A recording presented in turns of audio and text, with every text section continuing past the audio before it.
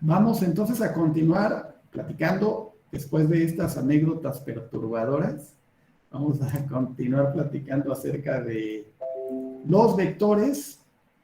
Ya habíamos dicho en la sesión anterior el concepto de las magnitudes escalares y de las magnitudes vectoriales, y que dentro de las vectoriales pues tenemos que especificar lo que son magnitud, dirección y sentido. Si mal no recuerdo, en eso nos quedamos en la sesión anterior. Y bueno, eso ya nos va a permitir pasar algunas cuestiones más emocionantes. Como este concepto, bueno, antes de pasar a la igualdad de vectores, sí me gustaría mencionarles algunas cuestiones relacionadas a la longitud de la flecha que va a indicar la magnitud relativa del vector. Esta longitud de la flecha va a estar determinado por el punto desde donde se comienza a dibujar el vector, que es el que vamos a llamar punto de aplicación.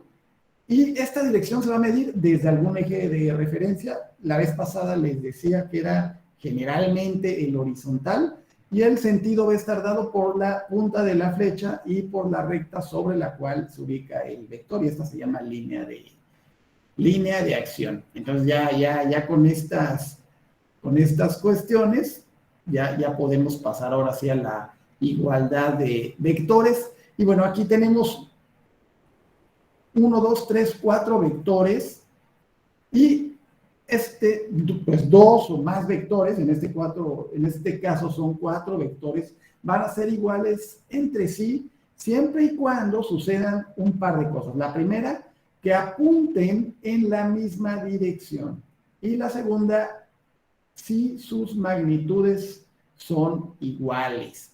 Esto es independiente de la ubicación de los vectores en el espacio. Ustedes me pueden decir, este vector está por acá y este por acá. Sí, pero cumplen con las dos características que mencionamos. Apuntan en la misma dirección y las magnitudes son iguales. Si se cumplen esas dos características, los vectores podemos considerarlos que son iguales, aunque estén con esas características. Bueno, vamos a pasar a la multiplicación de vectores. Ustedes se van a preguntar por qué pasamos primero a la multiplicación de vectores cuando normalmente pasamos primero por la suma y la resta, porque en el caso de los vectores la multiplicación en este caso va a ser escalar.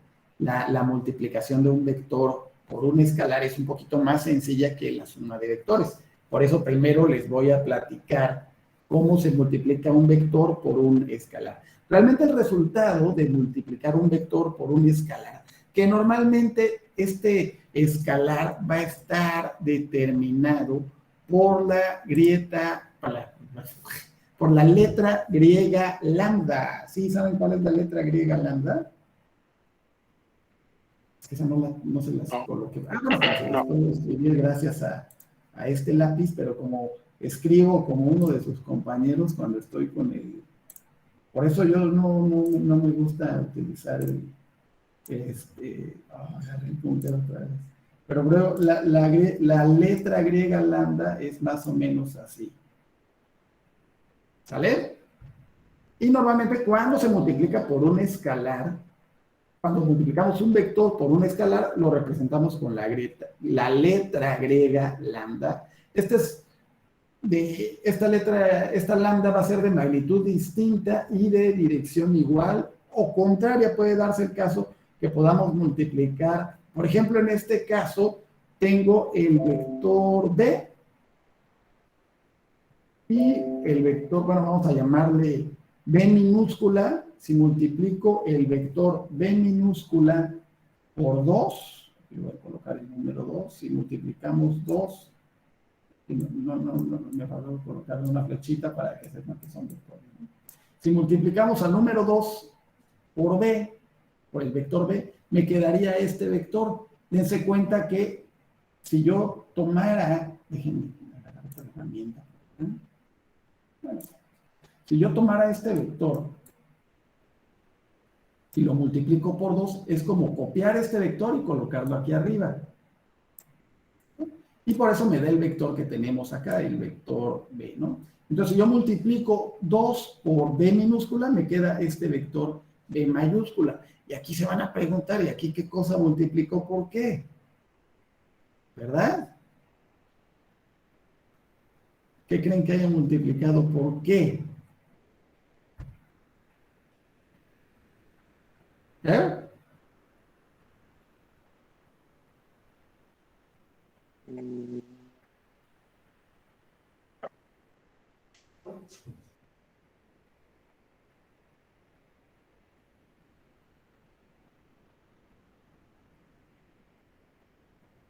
Ya no los oigo, ¿eh? Ya se me están perdiendo. ¿La fuerza? No, ¿verdad? Sí. Yo les decía que sí puede ser la dirección contraria, ¿no? Entonces este vector D está multiplicado, perdón, por una escalar, pero ¿cómo tiene que ser este escalar para que me quede menor? Y además, en sentido contrario, ¿cómo que tiene que ser esta lambda? Aquí yo les dije que esta lambda era igual a 2, entonces simplemente, pues era como si tuviéramos dos vectores, ¿no? El vector resultante. Déjenme borrar esto. Bueno, lo dejamos así. Pero en este caso tengo un vector que más o menos tendría, si entre comillas, tendría unas 3 unidades, ¿no? Más o menos. Y este tendría más o menos 2, pero, bueno, 2 tendría más o menos, pero vean la geometría, geométricamente, cuál es cuántas veces es mayor que este. Y además tiene sentido contrario. ¿Qué característica creen que tendría? ¿Por qué me quedaría D de esta manera? ¿Por cuánto tendría que multiplicar D para que me quede D de esta manera?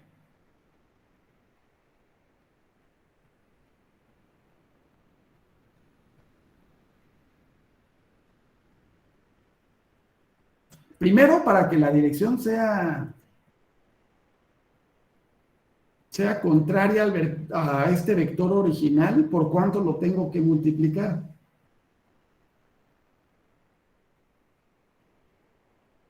Dense cuenta que esta dirección viene para acá.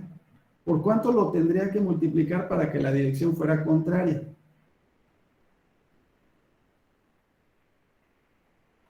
Por el doble, ¿no? De lo que se está repeliendo. No. Aquí nada más estoy hablando de dirección. Vean, la dirección Ah, viene para acá. Y yo lo tengo que multiplicar por algo para que la dirección venga para acá. Aquí dense cuenta, yo lo multipliqué por el doble, por 2, y la dirección se mantuvo de la misma manera, ¿verdad? Dense cuenta que sigue apuntando hacia arriba. Pero aquí ya no ocurre lo mismo, aquí está apuntando para arriba, pero aquí apuntaba hacia la derecha y el vector por el que la lambda por la que lo multipliqué, me lo hizo cambiar hacia la izquierda. ¿Por qué cree que suceda eso? La respuesta ya nos deja analizar un ratito y si no, nos vamos a quedar aquí mucho rato. La respuesta es simplemente por el signo menos. ¿Sí? Si yo lo multiplico por un número negativo, le vamos a cambiar la dirección a nuestro vector, aunque la magnitud siga siendo la misma, aunque aquí ya depende. Y si lo multiplico a lo mejor aquí por una fracción, no sé cuál sea, pero si lo multiplicamos a lo mejor por 2/3, bueno, tendría que ser menos 2/3. Si yo multiplico menos 2/3 por el vector de entonces yo le cambio la dirección, iba a la derecha y ahora va a ir de derecha a izquierda el vector, dense cuenta, y también lo reducimos, porque no es una división, pero es más o menos como si fuera una división, ¿no? Entonces esta es la circunstancia en la multiplicación de vectores. Si yo hubiera multiplicado este vector B, en vez de multiplicarlo por 2, por menos 2, ¿cómo me quedaría el vector?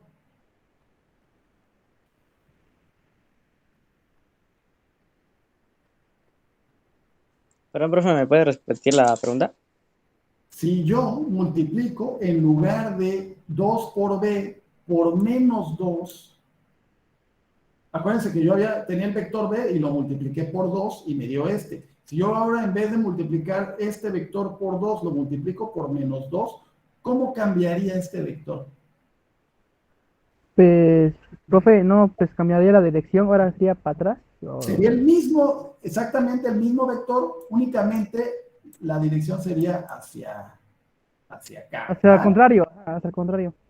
En el sentido contrario, esta pues ya no, aquí sí me quedó bonito el vector, ¿no? Imagínense que es el rojo, ya quitamos esta flechita y aquí ya quedaría, ¿no? Si lo multiplicáramos por menos 2, esa es la característica de multiplicar por un número negativo, una lambda negativa, lo que nos va a cambiar es la dirección. Y en cuestión de la magnitud, dense cuenta también que si yo multiplico por fracciones, voy a hacer un poquito más corto el vector. Si por ejemplo lo multiplico por un medio, va a quedar exactamente a la mitad. Si multiplico por un tercio, va a ser la tercera parte. Entonces, estas son las características que sí hay que mencionar. Dentro de algunos vectores especiales, tenemos el vector nulo, que es un vector de magnitud igual a 0, y el vector unitario, que es un vector de magnitud igual a 1. Esto cuando hablamos de vectores especiales. Entonces tenemos el vector nulo y el vector unitario, que es de magnitud igual a 1, y el vector nulo magnitud igual a 0, ¿sale? Para que nos quede claro. Bueno, vamos a pasar a la suma de vectores. Antes de pasar a las propiedades que normalmente, que además cumplen la suma de vectores, esta adición de vectores se puede sumar en forma geométrica por varios métodos. Dentro de los métodos tenemos el método del polígono, el método del paralelogramo, y bueno, aquí voy a utilizar una herramienta que yo considero nos va a ser de mayor utilidad, que es la que tengo. Déjenme ver si es esta o es esta.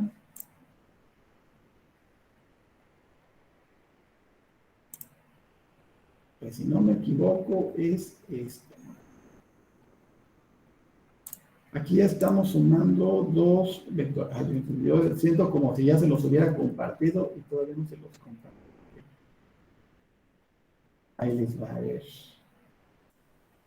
Espero que sea esta, sí, ¿no? Ya jugaremos con él, ¿no? Bueno, aquí tenemos la lambda. Esta es para que hagan la multiplicación que anteriormente les había mencionado cuando multiplicamos por un lambda.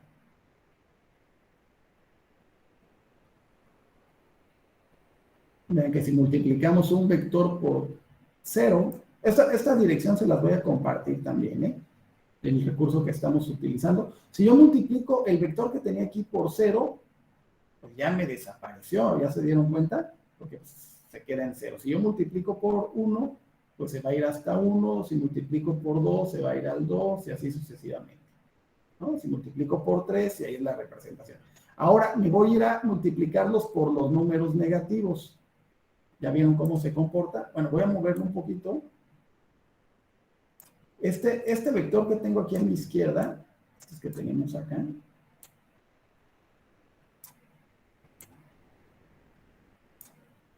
esta representación es lambda por este vector u.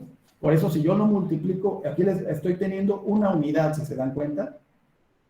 Si yo lo pongo por acá, son 2 unidades, entonces yo al multiplicarlo por menos 2, me cambia el sentido y me lo vuelve hacia atrás. Por eso estoy utilizando esta herramienta para que nos quede un poquito más claro. Espero que quede un poquito más claro. Igual si cambiamos un poquito la dirección, dense cuenta que al multiplicarlo por un número negativo, solamente lo voy a multiplicar por menos 1. Vean el comportamiento del vector. Es igual, nada más cambiamos la dirección del sentido, que era el ejemplo que les quería mencionar hace ratito, ¿no? Entonces, con esto creo que queda, bueno, espero que quede un poquito más claro. Este vector no lo puedo mover, este que tengo acá, el que puedo mover es este, y vamos a trabajar sobre este. ¿Sale? Bueno, voy a moverlo hacia acá para hacer esta... Cuando estoy trabajando en la adición de los vectores, podemos mencionar que si yo sumo estos dos vectores, tenemos que hacer determinadas cuestiones. Por ejemplo, aquí si yo le doy la regla del...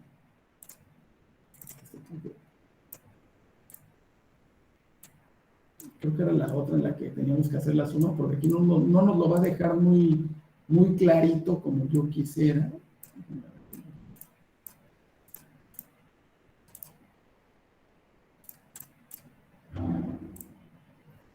Porque nos muestra nada más el vector resultante, entonces el otro, lo vamos a utilizar para representar a los vectores, y ahora sí les voy a compartir creo que es. Entonces miren.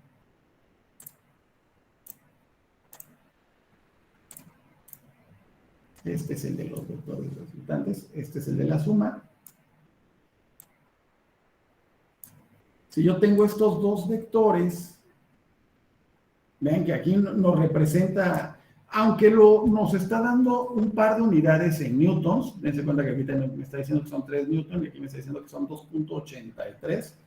Entonces, si nosotros mostramos el vector resultante, pero bueno, no, tampoco era la herramienta que yo les quería mostrar, porque no deja de, aunque sí nos está realizando la suma de los vectores, no nos está mostrando la forma en la que nos está dando la resultante. Es cierto que la resultante es esta, y hay diversos métodos para calcularlo. Les decía, tengo el método del polígono y el método del paralelogramo. Aquí tendríamos que, para calcular este vector resultante, utilizar, ven que les decía, las funciones trigonométricas, el triángulo rectángulo, perdón, y algunos otros métodos para encontrarlo, ¿no? No lo puedo mover, lógicamente, porque es el vector resultante de estos dos, pero si yo muevo estos dos vectores, dense cuenta cómo se va moviendo el vector resultante de acuerdo a las dos componentes, la fuerza 1 y también la fuerza 2. Y bueno, dentro de las características de la suma de vectores, voy a dejarlo de compartir esto para darles a conocer precisamente lo que estábamos platicando sobre la suma de vectores. Más adelante ya haremos de la representación matemática clara de la suma de vectores, pero ahorita yo quería que vieran cómo se comportan, ¿no? Tenemos la conmutatividad, esta propiedad relacionada a la suma, que dice que dos vectores A más B serían el mismo que si yo sumo B más A. Aquí lo escribí mal, dice A más B igual a A más B, lógico, pero sería al revés. A más B sería igual a B más A, ¿verdad? Después la asociatividad A más B más C, podemos asociar y tomar el caso de A más B y sumarlos primero y después sumar C, o sumar B más C y después sumar A. La distributividad de la multiplicación por un escalar en la suma de vectores, la conmutatividad del producto A por B, que sería igual a B por A, y A por A, que sería A por 2 o 2A. La asociatividad del producto A por B más C, que sería igual a A por B, que es lo que tengo aquí. Déjenme tomar el lapicito para mostrárselos. A por B sería igual A por B más C, esto en paréntesis sería A por B más A por C, que es lo que tenemos aquí. El inverso aditivo, si A más B es igual a 0, entonces B es el inverso aditivo de A. Y se escribe que B es igual a menos A. Esto significa que la suma de estos dos números nos da el valor de 0, por eso se le llama inverso aditivo. La resta de vectores también es un caso especial de adición, donde el vector que está restando se suma con su inverso aditivo. Simplemente es una suma, pero acuérdense de las características, ¿no? Del signo negativo. Y bueno, la división entre vectores no está definida, aunque bien podemos multiplicar por números fraccionarios cuando hacemos el producto punto. Nuestra división entre vectores sí no la tenemos definida, ¿eh? Eso sí es importante mencionar. Y ahora, para representar a los vectores en las coordenadas cartesianas, las componentes vectoriales de un vector no dejan de ser aquellas que sumadas dan como resultado el vector original. Entonces, las componentes vectoriales de un vector en el espacio se van a calcular a lo largo de un conjunto de 3 líneas que van a ser mutuamente perpendiculares y que se van a cortar en un mismo punto, y estas líneas se van a hacer paralelas a los ejes de un sistema de coordenadas cartesianos. Si tomamos como referencia los vectores unitarios, así como las componentes vectoriales de un vector, estas las vamos a designar como I, J y K, ¿no? Aquí no nos aparece K, pero tendríamos también al vector K para representar a Z. Entonces, I sería el vector unitario en el eje de las X, J sería el vector unitario en el eje de las Y K en el eje de las Z.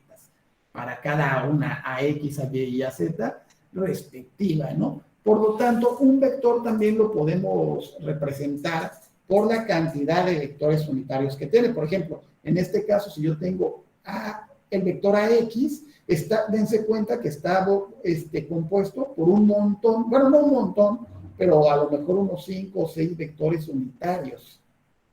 Sí, a lo mejor fuera 5 el valor de A, tendría 5i. Aquí a la i se le pone una gorrita para representarla. Entonces, en el plano pudiéramos utilizar de esta manera al vector una vez que lo representamos mediante AXI más AYJ, por ejemplo, pero con las componentes tendríamos que ya matemáticamente hablando establecer las propiedades trigonométricas y escribirlo como AX por A coseno de alfa y AY por A seno de alfa. Aquí tendríamos que tomar, acuérdense que el coseno significa que es el cateto opuesto sobre la hipotenusa. Por eso este vector, esta componente del vector, así se le llama a esta línea que tengo marcada, la calcularíamos con el coseno del ángulo alfa, que es el que tenemos por aquí, y la componente en Y, que es la que tendríamos de manera, bueno, aunque propiamente está en el eje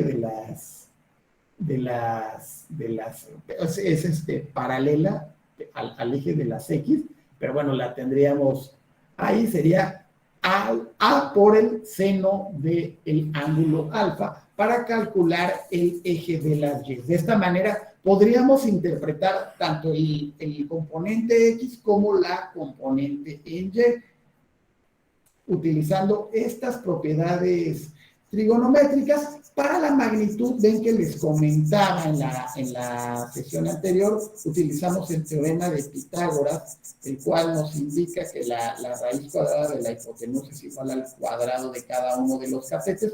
Entonces yo tengo esta componente en Y, que es esta que tengo acá, y la componente en X, que es la que tenemos por acá. Si yo quisiera encontrar la hipotenusa, que es la que tengo por aquí, tendría que sumar el cuadrado de la componente en X y la componente en Y para obtener a la hipotenusa, que es la que tenemos por aquí, ¿no? Y bueno, la dirección viene dada por la tangente de alfa, que va a ser precisamente el cociente de A entre Y entre A entre X. De esta manera podemos representar a nuestros vectores como componentes, ¿no? Con las componentes de cada uno de ellos. La componente en X, que puede ser tanto esta como esta, y la componente en Y, que es esta, que no deja de ser paralela a la que tenemos por aquí, y de la misma dirección y el mismo tamaño. Entonces, por ello es la cuestión de la representación de estos vectores. Entonces, aquí vamos a terminar esta parte relacionada a los componentes de los vectores. Y, bueno, termino la grabación y dejamos el espacio para ver si tenemos dudas o si tenemos alguna pregunta. ¿Sale?